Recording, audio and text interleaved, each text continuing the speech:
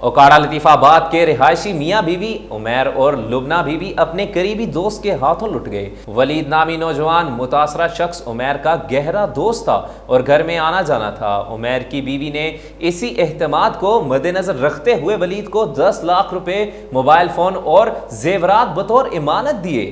واپس منگوانے پر ولید نامی دھوکے باز نے ان کی رکھی امانت دینے سے صاف انکار کر دیا۔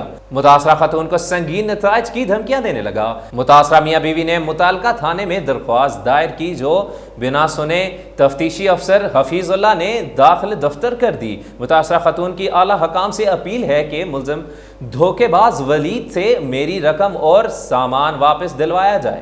جی، پولیس نے ابھی تک کوئی کارروائی نہیں کی۔ ہمیں اس بندے کے خلاف درخواست کی ہے، لیکن ابھی تک ہماری درخواست پہ کوئی کارروائی نہیں ہوئی۔ ولید نامی شخص جو کہ عرصہ 12 سال سے میرا دوست تھا، اس کا میرے گھر اور میرا اس کے گھر آنا جانا تھا، ہمارا اچھا تعلق تھا۔